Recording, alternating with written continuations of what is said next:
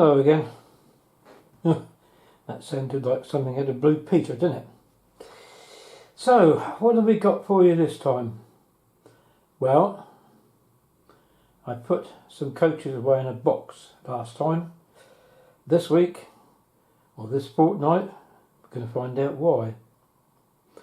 Now, those of you who are keen on London transport will know that since 1933, the London Transport Executive standardised everything. They wanted the complete corporate image that is instantly recognisable. Well, British Railways tried similar from 1948. They didn't really quite make it. They got the lion and the wheel symbol and all the rest of it, but they couldn't even decide on what versions of that they wanted to use. Then they tried to standardise all the coaches in a livery. Blood and Custard springs to mind as one that they tried to make standard. However, I don't know whether it's because British Rail wanted them to do it, or certainly in the case of the Western region, they more or less insisted that was it or nothing. But the regions were allowed to keep their own sort of colour scheme. So you had the Southern was green, the Western was chocolate and cream, and the London Midland and the Eastern regions, they seem to standardise on maroon and lining, which also sort of become a main line livery as well, because a lot of the Western region coaches in the end were like that.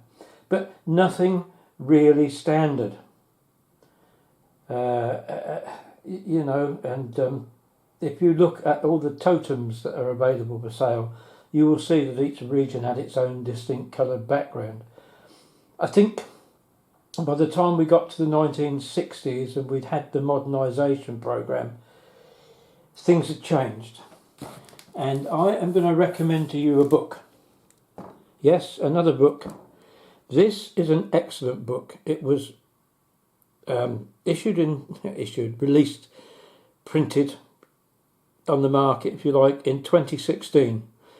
And it's a book by David Lawrence. It is an excellent reference work, even though it cost me 35 quid at the time. But you'll see it deals with coming through the modernisation era. It describes in some detail all the different types of publicity that British Rail used. Here's what I was talking about, the lion and arrow symbol. Holiday guides, all sorts of standard posters. Uniforms.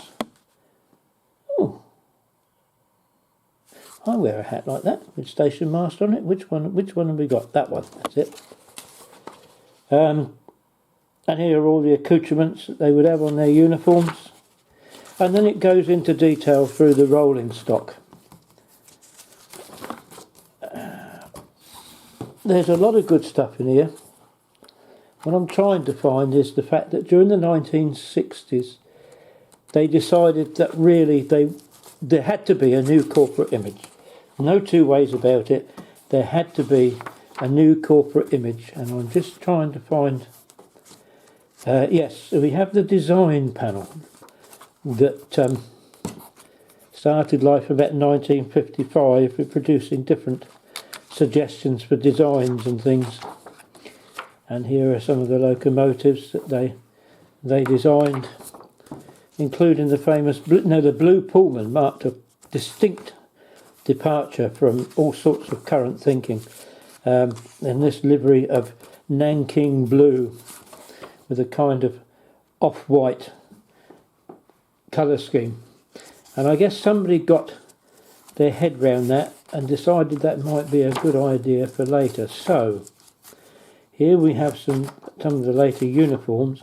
I'm trying to find a particular page here, so bear with me, but here we are, look. This is the results of the design panel's efforts with the new logos for British Rail. But the first anybody knew about it was 1964. And along came a project called XP64 and a certain locomotive, which I will try and get out of its box.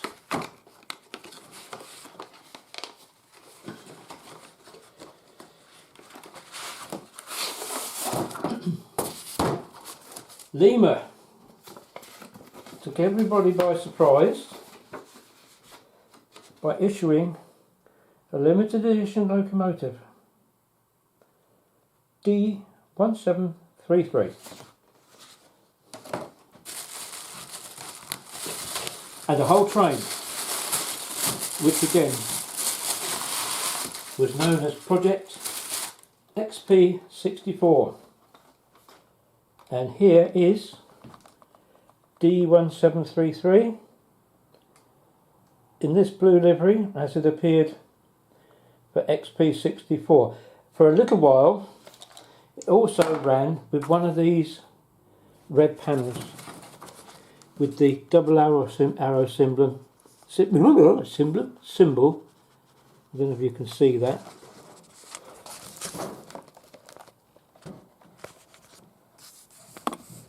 There it is, underneath each cab window. Now, 12 coaches were involved in this Project XP64, of which 8 were brand new designs. Let's put that there so it looks alright. As I say, 8 coaches were, well, they were modified Mark 1s basically. And they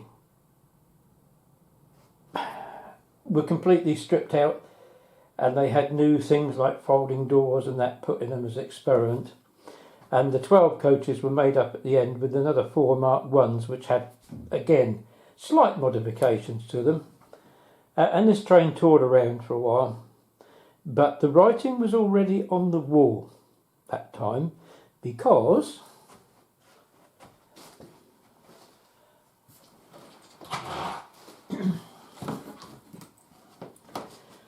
the developers had gone a bit further than improved Mark 1.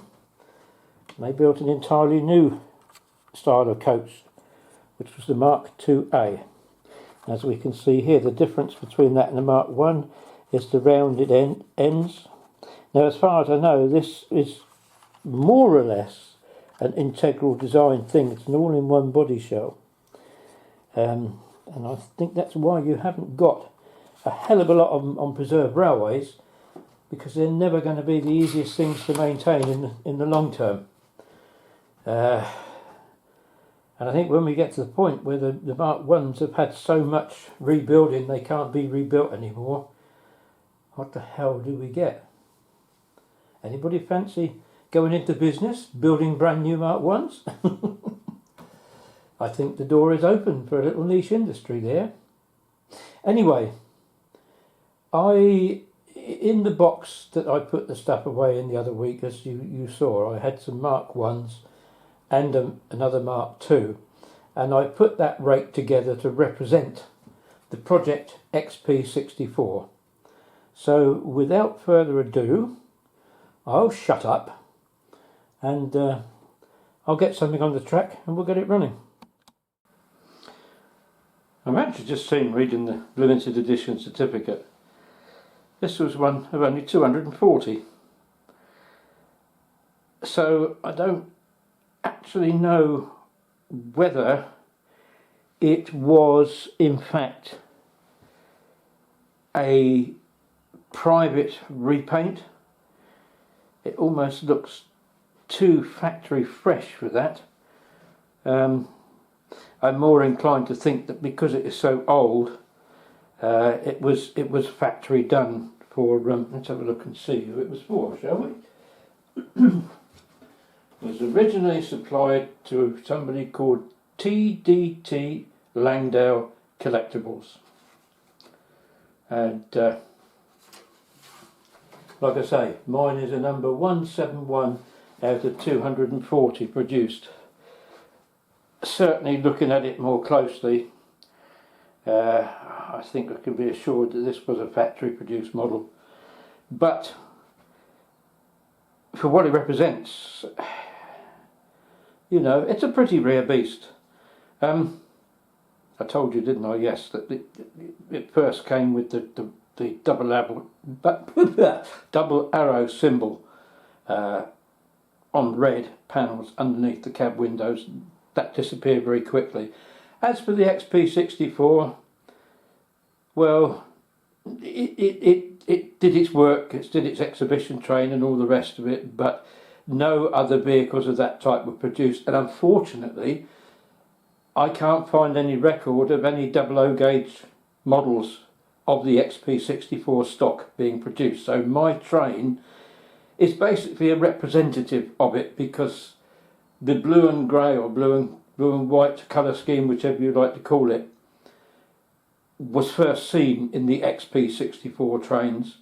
And then of course, as I say, we started getting the wholesale conversion, because British Rail had actually in the end found their corporate livery, and gradually all coaching stock was painted in the same colours. Suburban stock would be all over blue, and then in the end a lot of it changed to blue and grey. There was some fluidity, but basically the new blue and off-white, as I think some people like to call it, as well as grey or white, whatever you call it, that was here to stay, and that was part of the new corporate identity of British Rail. And this is really as far as my collection is going to go. So let's get my XP64 train behind this loco, and we'll see how she runs.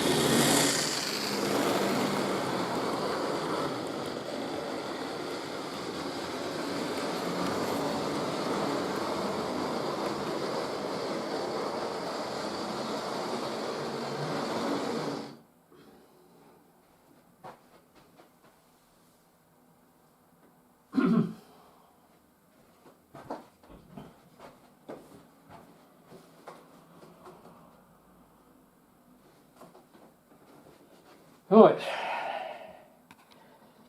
that's I'm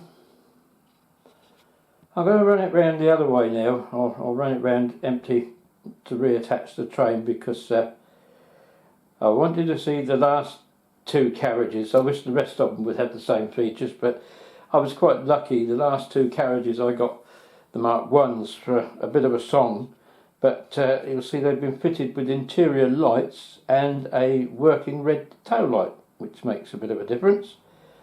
So let's run the loco round, and I'll turn the light off so you can see it properly in the dark.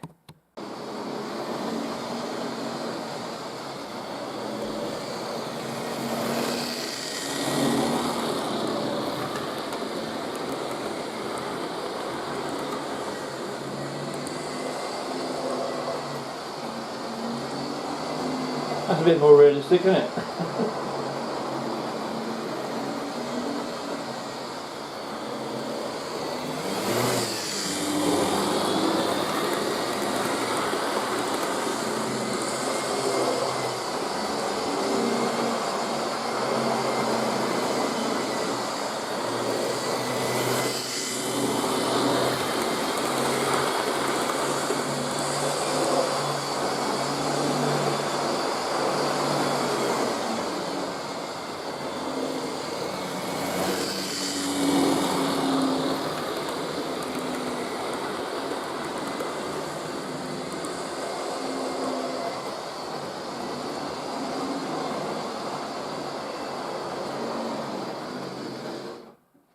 What I'm finding surprising is that these lights are staying on even when there's no power go into the track. Although, as you can see, they do dim when there's nil power, and they get brighter as you add it on. But it's 12 volt DC. You don't expect power to actually be going to the track until you turn the controller on. So, contrary to popular belief, there must always be a little bit of charge, I guess, going through the track. And there is obviously some form of electrical storage in that system. Not a battery perhaps, but they do stay on for a little while after you turn everything up, or even take them off the track. But it's quite a nice little touch to have a working brake light, and I don't know if I can focus in close enough for you to see. Might be better done from the other side perhaps, and come a bit closer. He has actually put people in this carriage, but I can't really. This is the one. This is one. You might be able to see them. There they are. Sitting on the seats in there. Damn. I don't know why it does that. I'm panning it nice and slowly, and then all of a sudden it shoots away. But there you are, one or two people sitting in there. It adds a nice little realistic touch. And that's it for this week. Hope you've enjoyed the look around and what you've seen. Pretty boring to a lot of people really, isn't it? But anyway, not sure what I'm going to do in a fortnight's time. I've got to get one more piece of rolling stock. Then hopefully after that I can really get down to the layout, building properly. I've just got a few more bits coming in from Rails of Sheffield. So we'll see you in a couple of weeks' time.